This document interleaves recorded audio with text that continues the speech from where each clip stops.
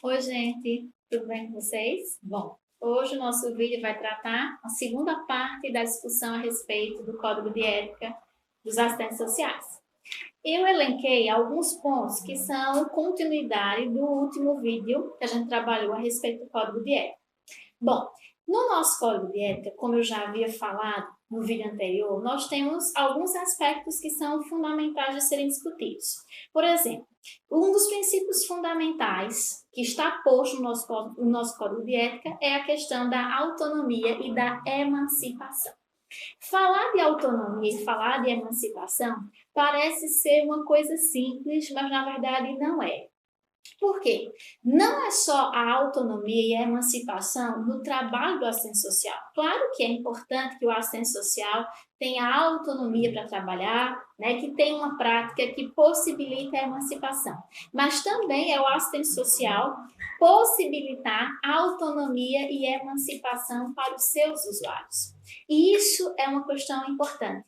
Veja, muitos assistentes sociais, muito bem intencionados, muitas vezes numa atitude até carinhosa, até fraternal, muitas vezes tem um atendimento, uma intervenção que é muito voltada para a questão paternalista, para o cuidado, esquecendo que o usuário ele é um sujeito, ele precisa se empoderar, ele precisa ter autonomia. Por exemplo, digamos que eu sou assistente social de um CRAS e eu atendo o seu João.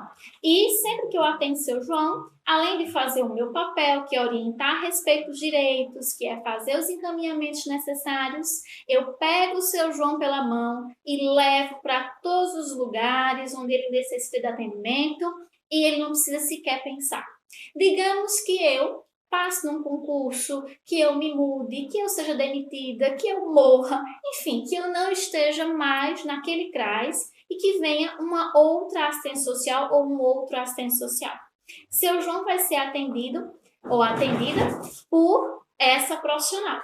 E essa profissional ou esse profissional não vai levar seu João pela mão para fazer todas as suas questões, porque o papel do serviço social não é ter uma postura paternalista, é orientar para que ele mesmo busque com as suas próprias pernas. Esse assistente social, essa assistente social não vai levar o seu João pela mão, vai orientar. Olha, seu João, você vai em tal lugar, você tem direito a tais situações e vai dar os encaminhamentos. É bem provável que esse usuário olhe para esse profissional e diga: que profissional ruim, que profissional, né, que não contribui comigo. Porque a assistente social passada, a antiga, ela era maravilhosa, porque ela me levava para todos os lugares, fazia tudo por mim. Na verdade, aquela assistente social não contribuiu com o seu João. Pelo contrário, ela prestou um grande desserviço, porque seu João vai estar ou estaria sempre dependente dela. Essa não é a postura adequada de um assistente social.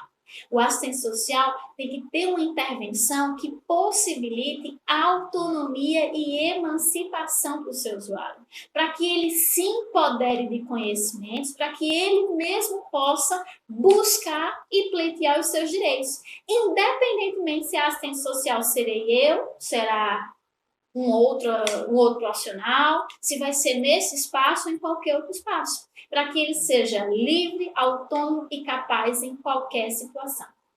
Um outro ponto importante é a questão da ampliação e consolidação da cidadania. Claro que nós assistentes sociais, buscamos uma autonomia e uma consolidação da cidadania para além da cidadania burguesa. Claro que sim. Mas é importante que a gente compreenda que, para que nós possamos contribuir para essa cidadania além do capital, é importante que nós possamos garantir aos nossos usuários, ao menos, a cidadania capitalista, para em seguida avançar para uma cidadania pós-capitalista, né? Para além do capital. O que é que eu quero dizer com isso? É condição para que a gente transite deste modo de produção para o outro modo de produção é condição lutar pela democracia e pela cidadania. Por que democracia e cidadania? Porque a cidadania é um conceito que vai nascer com o Estado democrático. Então, portanto, não há como falar de cidadania sem falar de democracia e vice-versa. Claro que eu estou me reportando aqui à cidadania e à democracia dos modernos, né? Não é da antiguidade. Então, veja, é importante assegurar para os meus usuários a consolidação da cidadania. Eu queria que vocês entendessem a seguinte situação. Está posto na Constituição Federal que todos os cidadãos brasileiros são cidadãos, né, são iguais e são iguais perante a lei. Isso na letra da lei. Mas na materialização da prática, nem todos os indivíduos são considerados cidadãos. O indivíduo que não pode consumir, ele não é considerado cidadão. Professor, o que é que a senhora está falando exatamente? Não consumir tudo. Por exemplo, um indivíduo que não pode comprar alimentos, que não pode, que não tem poderio aquisitivo para comprar as situações que são necessárias à sua sobrevivência, não é considerado cidadão. É considerado marginal, é considerado vagabundo e fica à margem da sociedade. Um indivíduo que não pode comprar uma casa, ou seja, consumir uma casa, não é considerado cidadão. Porque as pessoas que não têm um teto, que não têm uma casa, também são considerados marginais e vagabundos. Um indivíduo que não tem acesso à educação, ou seja, não pode comprar a educação, não é considerado cidadão, ele não é ouvido, ele não tem voz. Você pode dizer, mas professora, hoje nós temos a escola pública, as universidades públicas, federais e públicas. Ainda assim é necessário consumir. Por quê? Quem estuda ou estudou nas universidades públicas sabem que, embora a universidade seja pública e gratuita, existem gastos que são significativos, né? Então, a família precisa ter condições para manter esse aluno numa escola pública, para comprar livros, para tirar xerox, para se alimentar. Isso é ainda mais difícil para os estudantes do interior, né? Para os estudantes pobres do interior, que a família tem que custear a vida aqui. Sem falar aqui, o indivíduo que estudou numa escola pública precária, no ensino fundamental e médio, dificilmente terá condições de ingressar numa universidade pública ou privada, né? Então, tudo isso é consumo. Os indivíduos que não conseguem consumir moradia, educação, saúde, não são considerados cidadãos. Aí você pode dizer, mas professor, isso não procede. Vejamos, um indivíduo que claramente tem um poder aquisitivo significativo, que estudou numa escola interessante, que fez uma boa universidade, que tem um plano de saúde, que tem um carro, que tem uma casa, tem o mesmo atendimento, é visto da mesma forma pela sociedade, em comparação ao indivíduo que mora na rua, que não tem o que comer, que não tem uma moradia, que não tem acesso à saúde de qualidade nem à educação? Acredito que não, né? Então, isso já nos responde. Só é considerado cidadão quem pode consumir. E é nosso dever, enquanto assistentes sociais, trabalhar na efetivação e na viabilização para que todos os indivíduos tenham acesso à cidadania, inclusive a ampliação e a consolidação desta cidadania. Como, por exemplo, apoiar as políticas que ampliam as condições de cidadania para os segmentos oprimidos. A política de cotas para a população negra, né? Isso é fundamental, porque sem elas, né, sem essa política, dificilmente esse segmento conseguiria ingressar no ensino público, no ensino superior público gratuito, né? Outro ponto importante, defesa e aprofundamento da democracia. Como eu já havia dito, não há como falar de cidadania sem falar de democracia. Porque a questão dos direitos nasce com o Estado democrático moderno e, portanto, a cidadania. Vejam que esses três fatores estão correlacionados: democracia, direito e cidadania. A lógica de uma sociedade onde os indivíduos são considerados iguais por serem cidadãos e que, portanto, têm os mesmos direitos, nasce com o Estado moderno, ou seja, com a Revolução Francesa. Então, não há como pensar direitos, cidadania, sem pensar em democracia.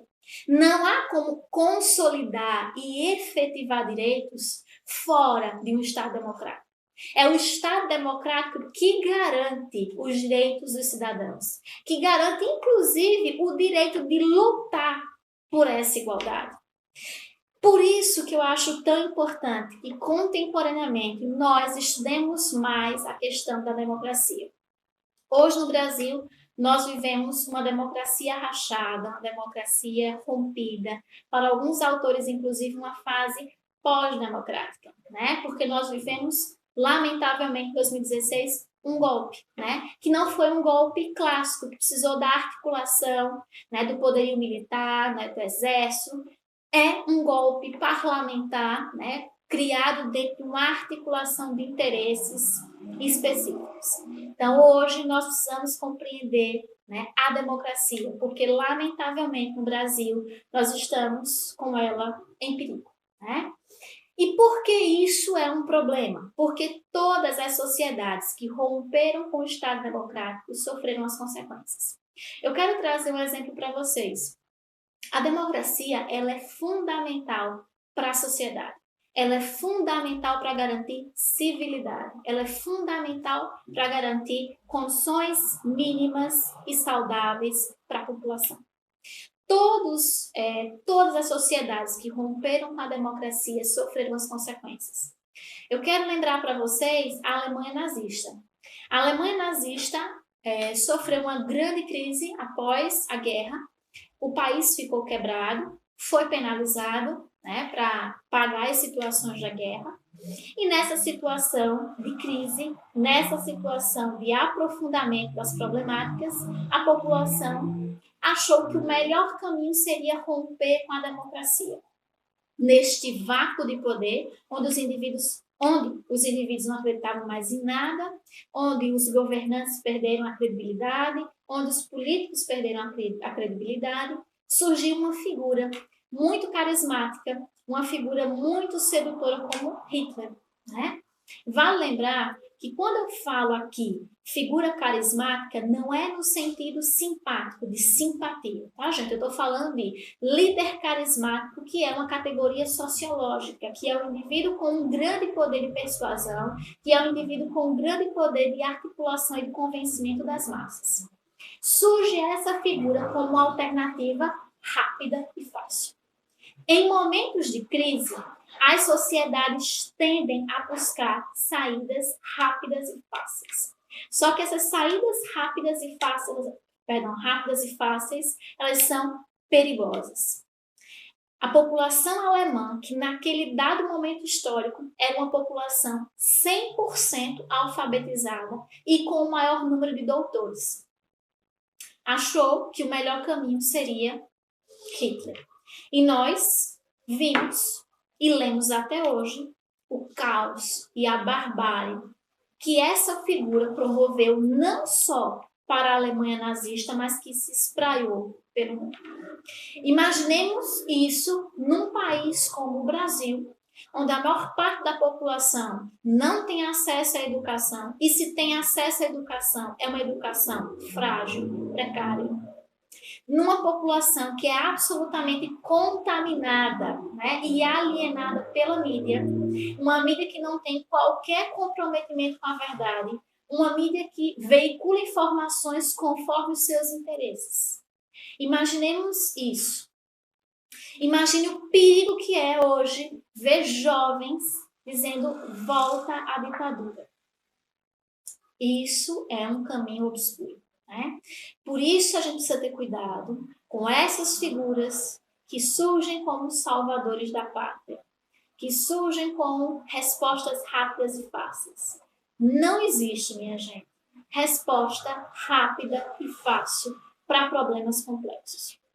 Gerir uma nação inteira, gerir um país inteiro, sobretudo o Brasil, que é um país com dimensões continentais e com problemas continentais, não é fácil. E não existirá uma receita mágica para resolver essa questão. Então, a gente tem que ter Cuidado com essas figuras que aparecem, porque elas são perigosas, né? Nós já vimos que a história, como diria Marx, ela se repete ou como farsa ou como tragédia. Lamentavelmente, a história, me parece, está se repetindo como tragédia. E aqui eu recorro um pouco ao que a Hannah Arendt, né, vai trazer como seu grande conceito teórico. Não banalizemos o mal. Hannah Arendt, ela é revolucionária na discussão dos estados totalitários, da questão, né, do nazifascismo. Ela tem várias obras interessantes, como, por exemplo, As Origens do Totalitarismo e Eichmann em Jerusalém. E ela vai dizer que o mal é banal. E isso chocou a população. Isso chocou as pessoas, porque as pessoas acreditavam que o mal era uma figura extraordinária, era uma coisa caricata, um indivíduo que tem prazer no mal, ou que é psicótico, ou que tem algum problema, né, mental. Não, ela analisou que o mal é banal, que toda uma sociedade, toda e qualquer pessoa tem potencial para o mal. Quando é que ela vai dizer isso? Ela vai dizer isso no seu livro Eichmann em Jerusalém, quando um dos carrascos nazistas passa por um tribunal em Jerusalém para ser condenado pelos seus crimes. E lá, aquela figura, o Eichmann, as pessoas estavam esperando nele um louco, um ser sádico, um ser que tem prazer na perversão, no mal. Afinal de contas, ele foi responsável pela logística dos campos de concentração nazista, ou seja, ele foi responsável pela morte de milhares e milhares de judeus. Quando se observa essa discussão, o que é que ela observa? O que é que ela pode analisar? Que ele era um cidadão comum, medíocre, como outro qualquer. Educado, fala cordial, manso. E quando questionado por que ele fez isso, ele respondeu: eu só obedeci ordens. Ou seja, ele banalizou o mal. O mal está no dia a dia, né? O mal está em situações, e aqui, por favor, compreendam o mal não numa postura metafísica, mas numa postura política, certo? O mal está quando eu naturalizo algumas questões, né? E naturalizar a ruptura que nós vivemos na democracia, isso é perigoso. Dizer volta à ditadura, isso é perigosíssimo. Por quê? Se hoje nós vivemos, embora numa sociedade com problemas, com a democracia rachada, mas se nós vivemos ainda numa sociedade com mínimas condições de liberdade, se hoje nós podemos ir e vir, se hoje nós podemos falar o que a gente pensa, por exemplo, estar falando com vocês aqui, colocando essas questões, sem medo de ter um policial, de ter algum agente do Estado ouvindo e em seguida, né, passar por algum tipo de sanção, isso é um ganho da democracia. Se hoje nós gozamos de liberdade, é fruto da luta de milhares e milhares de pessoas que morreram pela democracia. Então a gente não pode brincar com isso, certo? Outra questão muito importante nos princípios fundamentais, a equidade e a justiça social. Igualdade, justiça social. Eu não sei se vocês conseguem perceber a grandeza desses princípios. Quando a gente fala de equidade, né, de igualdade, de justiça social, é equidade e justiça mesmo igual para todo mundo. Infelizmente, na sociedade em que nós vivemos, isso está posto na Constituição Federal e é importante que esteja, já é um grande avanço que esteja lá, mas ela é pouco ou precariamente materializada na prática. Os segmentos oprimidos como mulheres, negros, indígenas, gays, pessoas com deficiência, não gozam de equidade, não gozam de justiça social.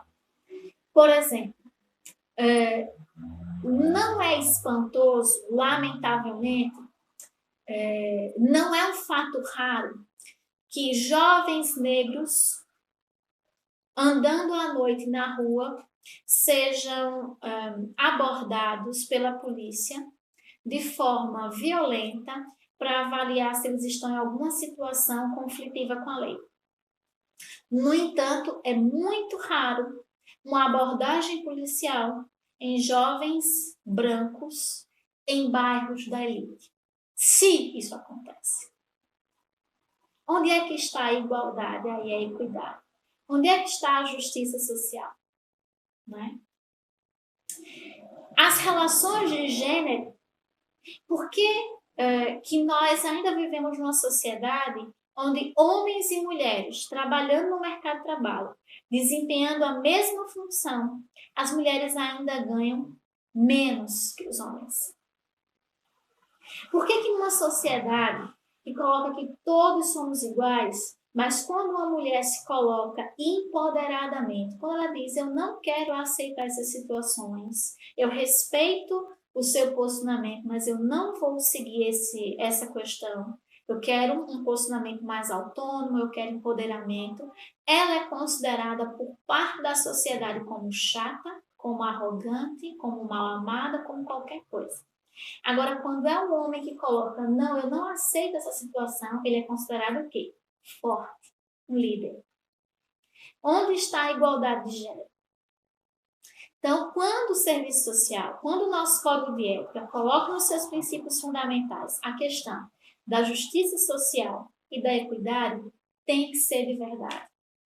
Eu preciso buscar igualdade de condições para todos, inclusive e principalmente para os segmentos oprimidos, como negros, mulheres, gays, ciganos, indígenas, pessoas com deficiência.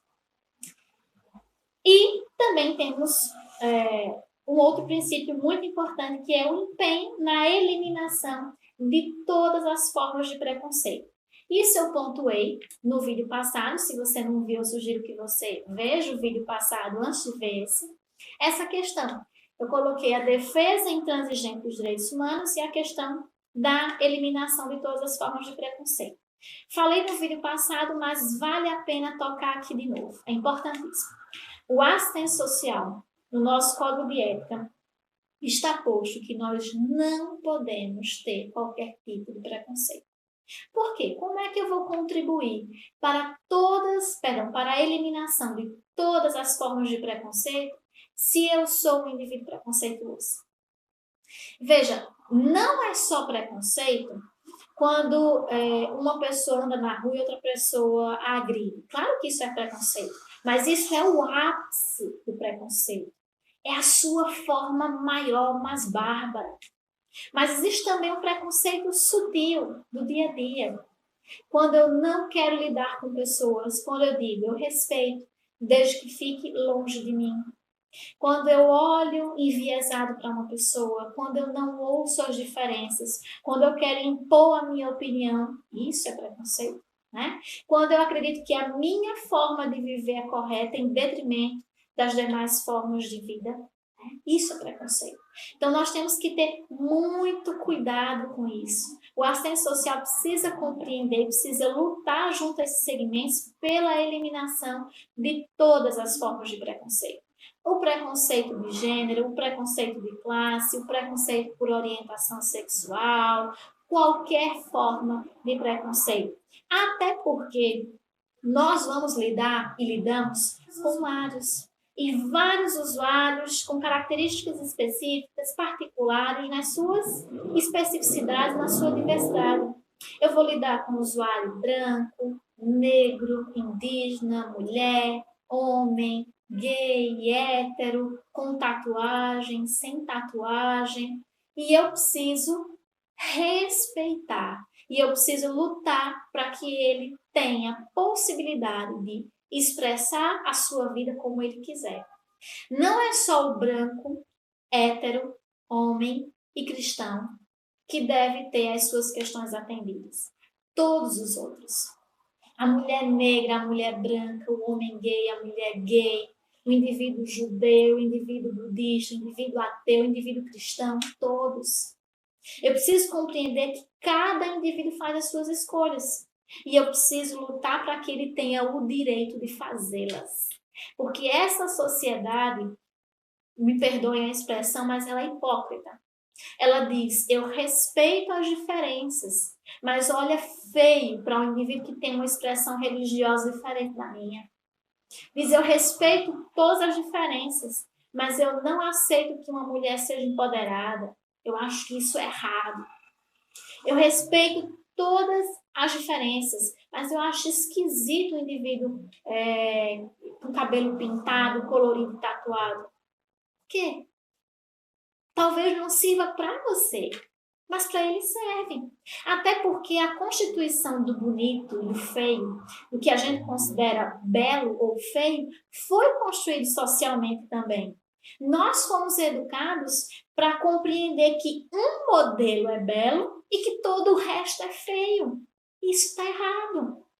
Para os seus olhos, uma coisa pode ser bela, mas para o meu não, e vice-versa.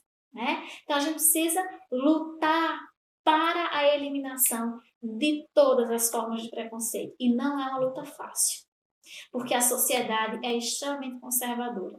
E as pessoas são extremamente conservadoras. Embora, inclusive, quando eu coloco que a sociedade e as pessoas são conservadoras, por favor, percebam que eu não estou dizendo que elas são ruins. Elas não são mal intencionadas, não é isso. Existem pessoas conservadoras que são boníssimas, gentis, cordiais, que a gente gosta, que a gente tem o maior respeito, mas que tem dentro delas, em virtude da forma como foram educadas, em virtude das relações que estabeleceram, um enraizamento com uma questão preconceituosa sem sequer perceber, porque elas internalizaram isso e naturalizaram. Eis aí o perigo de naturalizar as situações. É preciso lutar. E é preciso lutar com cuidado também. Por quê? Nesse processo de luta, a nossa intenção não pelo menos, claro, a minha intenção, acredito que a de boa parte das pessoas, não é agredir, não é ofender. Embora a gente saiba que muitas vezes, numa luta e num embate, se faz necessário uma postura mais incisiva, mais agressiva. Mas, de modo geral, nós queremos uma relação harmônica, uma relação cordial com as pessoas. Mas, lamentavelmente, essa sociedade, quando escuta um discurso respeitoso às diferenças, tem resistência. Essas pessoas, elas têm determinadas barreiras. Essa sociedade tem essas barreiras. Então, olha para os indivíduos que lutam por igualdade como se eles fossem estranhos, como se eles fossem equivocados. Porque para essa sociedade conservadora, correto é quem segue a boiada. Correto é quem faz o que todo mundo faz. Eu quero dizer para vocês que esse não é o caminho. Não. Por quê? Porque há muito tempo atrás era natural a escravidão. E a maior parte da sociedade tinha escravos. E isso era o certo. Isso era natural. Há muito tempo atrás, as mulheres eram propriedade dos homens. Isso era o certo. Isso era natural. Isso era o que todo mundo faz. E a história nos mostrou que isso está errado, que esse não é o caminho. Então, fazer o que todo mundo faz, seguir a boiada, não é o caminho da defesa dos direitos humanos. Não é o caminho da defesa da defesa dos direitos humanos e da eliminação de todas as formas de preconceito. Para defender direitos humanos e para eliminar todas as formas de preconceito, é preciso incomodar. É preciso dizer o que ninguém diz. É preciso pensar o que ninguém pensa. E é preciso falar o que ninguém fala.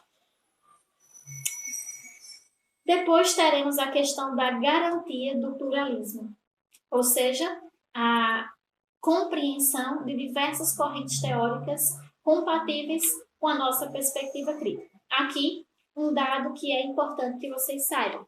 Existe uma diferença entre pluralismo e ecletismo.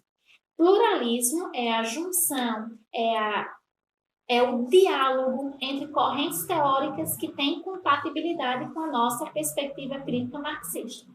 Ecletismo é tentar unir correntes teóricas que não têm conciliação, que não têm coerência. Seria como unir água e óleo. Então, por favor, tenham esse cuidado.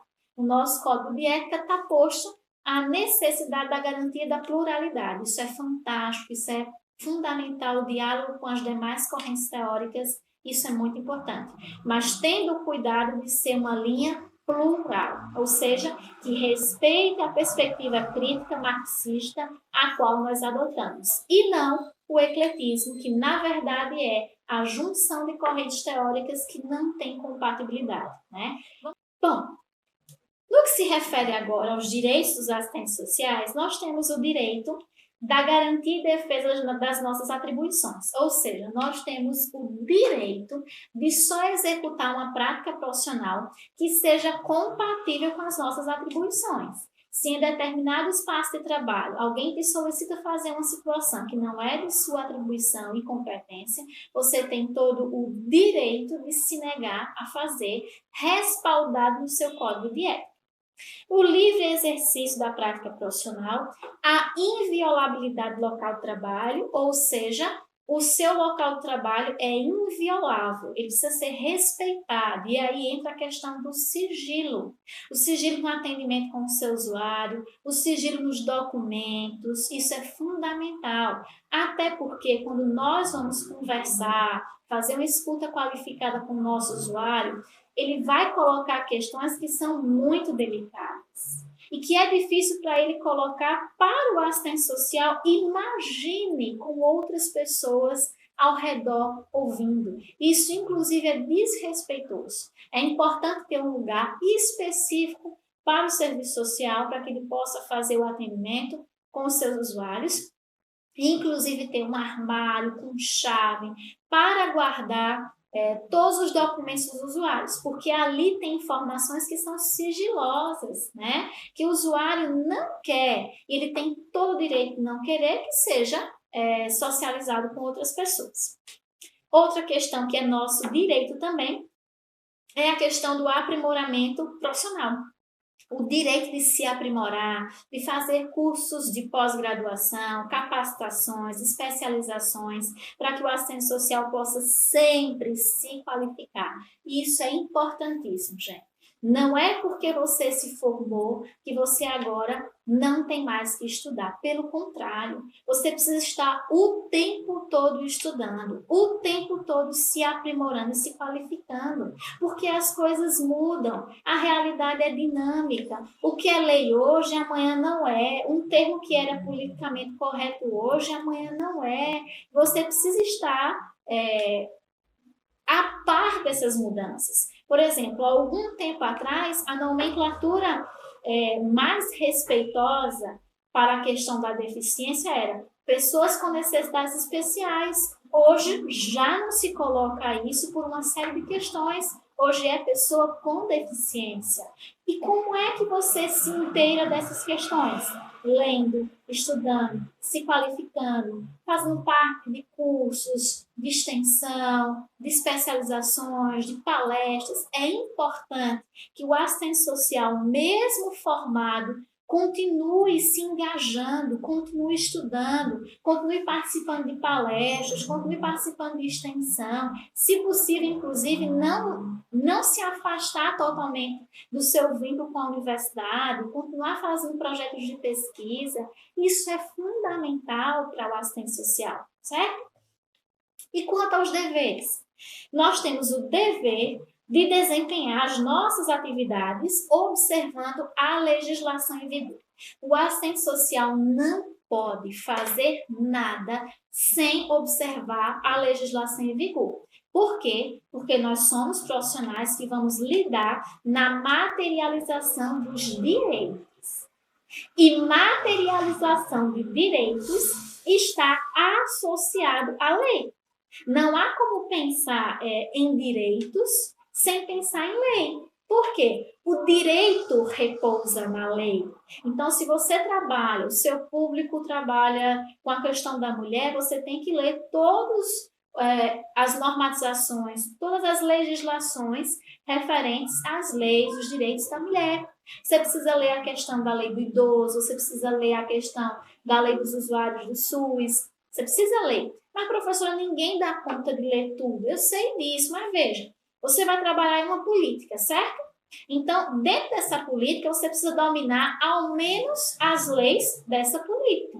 Então, você trabalha na política de saúde, então você tem que dominar a lei orgânica da saúde, tem que dominar todos as NOBs, né? Você precisa dominar todos os equipamentos, todas as leis que vão fundamentar os direitos do usuário. Se você está na habitação, então você tem que dominar todas as leis referentes à questão do acesso à habitação, e por aí vai, tá? Utilizar o número do registro profissional, isso é fundamental. Você, enquanto assistente social, na sua prática profissional, precisa utilizar o seu número do registro profissional. Porque só é assistente social quem está devidamente inscrito no Conselho Regional de Serviço Social da sua jurisdição, né? Então, é importante estar sempre com o seu número profissional, com o seu carimbo lá com o número, porque se você se formou em serviço social, você é bacharel em serviço social. Você só vai ser assistente social de fato após a sua inscrição no Conselho Regional de Serviço Social. E aí é importante você saber disso, né? E estar sempre com o seu carimbo, as suas questões. E é preciso responsabilidade, porque todos os laudos, todos os relatórios, tudo que o assistente social produz, assina e carimba, ele é responsável e ele responde por isso, certo? Outro dever, abster-se de práticas que caracterizam censura, cerceamento da liberdade e policiamento de comportamentos. Fundamental essa questão. Nós, assistentes sociais, não podemos trabalhar de forma coercitiva. Nós não podemos cercear a liberdade do nosso usuário. Nós não podemos ter uma prática coercitiva de monitoramento, de policiamento do comportamento. Por exemplo, você atende adolescentes num determinado espaço, você viabiliza os direitos, mas lá, digamos que você comece a ter uma postura de fiscalização do comportamento. Então, você começa a dizer, mas isso não é roupa para que um adolescente, uma adolescente mulher, esteja usando nesse espaço. Isso não pode. Porque você não pode determinar o que essa menina, o que essa adolescente, o que essa mulher vai usar. O corpo é dela. Ah, mas professor, isso é muito sexualizado. Para você, para ela, não. E talvez para ela sim, e tudo bem. Então você não pode observar essas questões. Você trabalha na materialização dos direitos. A vida particular de cada um, o comportamento de cada um não é de sua competência, né? Guarde para você essas percepções, né? Então, por exemplo, chega um usuário no espaço e ele chega com uma vestimenta, com uma questão que você acha que não é a mais indicada. Essa não é a sua competência. O usuário tem liberdade para usar o que ele quiser. E ele precisa ser respeitado por essas questões. Ou você acha que você tem uma usuária que tem muitos filhos e que continua tendo muitos filhos. E você acha que talvez não seria muito interessante. Mais uma vez, não é seu papel controlar o comportamento das pessoas. Se essa mulher livremente deseja isso, é preciso que isso seja respeitado. Não se deve policiar o comportamento de ninguém. Você não é juiz da moral e dos bons costumes. Nós já rompemos com essa lógica conservadora e moralista. Inclusive, o conceito de moral e bons costumes é extremamente contraditório, né, e conflituoso. Então, não podemos enveredar por essa seara, tá bem? Outro dever, participar de atividades de socorro à população em casos de calamidade pública. Então, por exemplo, acontece um enchente, acontece uma calamidade pública, o assistente social vai lá atuar junto com os seus mecanismos, os seus órgãos. Cai uma ponte, a política de assistência, a política de saúde, a política de habitação é acionada. Os assistentes sociais têm lá a obrigação de prestar socorro à população em casos de calamidade pública. E o que é vedado ao assistente social? Ou seja, o que é proibido também? Existem situações que nos são proibidas, como em qualquer código de ética, existem os princípios, as diretrizes, os direitos, os deveres e o que é vedado, o que é proibido. é proibido transgredir qualquer preceito desse código. Então, todos os preceitos que estão postos nesse código devem ser cumpridos. É lei. Né? Praticar e ser conivente com condutas antiéticas. Não só praticar, mas também ser conivente. O que é isso? Saber e não fazer nada. Saber e ficar calado. Né? Então, isto também é vedado. Acatar determinação institucional que fira os princípios desse código. Então, você está trabalhando numa instituição e a instituição solicita que você faça alguma situação, que você materialize alguma prática que vá contra os princípios desse código. Você não pode fazer e você está amparado no código de ética para dizer não, eu não posso fazer, porque isso vai contra os princípios do meu código de ética profissional. Por exemplo, em algumas profissões, não é um dever, não é um princípio a defesa intransigente dos direitos humanos. Mas no nosso código de ética é. Então, nós precisamos defender isso intransigentemente.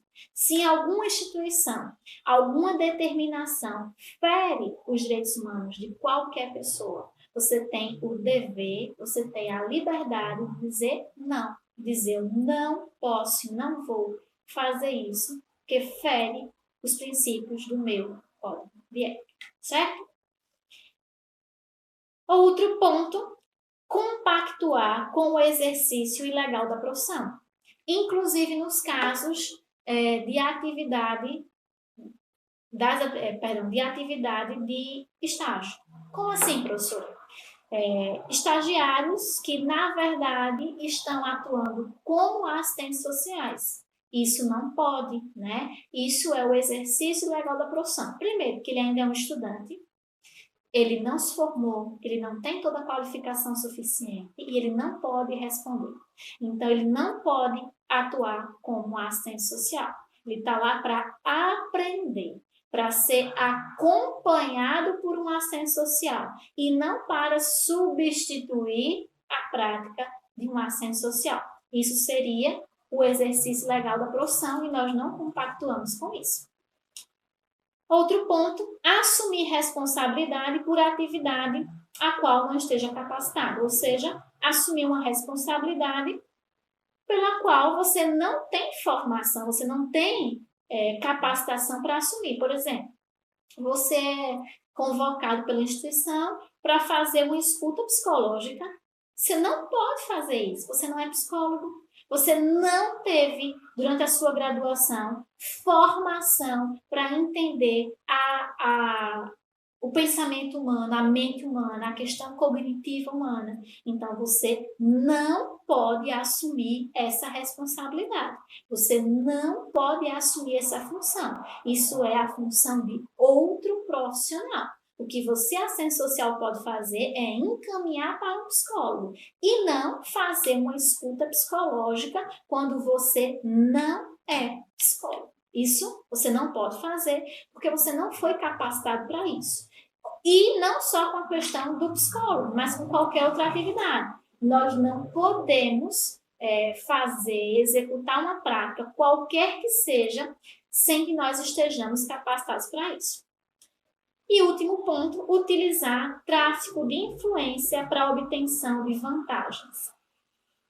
Nós estamos nos espaços e muitas vezes os espaços, eles nos empoderam. Agora, nos empoderam para uma prática qualificada, uma prática que garanta os direitos do usuário, e não uma prática e não um poder que vai trazer vantagens pessoais para mim ou para os meus, né? Então, a gente precisa ter muito cuidado. Muitas vezes você vai estar lá atuando como assistente social e você vai ter um certo poder, uma certa influência. Você tem que ter muito cuidado. Essa influência e esse poder é para garantir os direitos do usuário e não para adquirir vantagens, né? Isso é uma questão antiética, tá?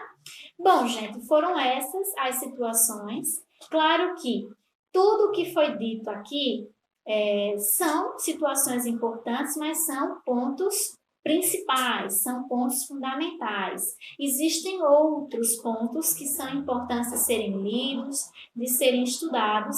Então, por favor, eu recomendo que vocês leiam o Código de Ética do Assistente Social na íntegra, que inclusive tem disponível na internet. É importante que vocês leiam, porque é humanamente impossível trabalhar todos os pontos, mas nesses 2 vídeos, né, que eu trabalhei, que eu estou trazendo os aspectos principais para vocês, para facilitar a compreensão, para facilitar a leitura. Eu espero realmente ter contribuído, tá? Mas, por favor, não deixem de ler o Código de Ética na íntegra.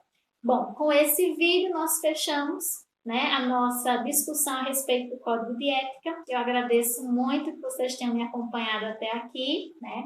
Por favor, se vocês gostaram, curtam, né? Comentem. Eu estou sempre prestando atenção nos comentários de vocês. Muito obrigada pelos comentários e compartilhem. É bem importante, se vocês gostaram, compartilhar com outras pessoas, porque isso ajuda na divulgação e na ampliação do canal, tá? Então, muito obrigada e até o próximo.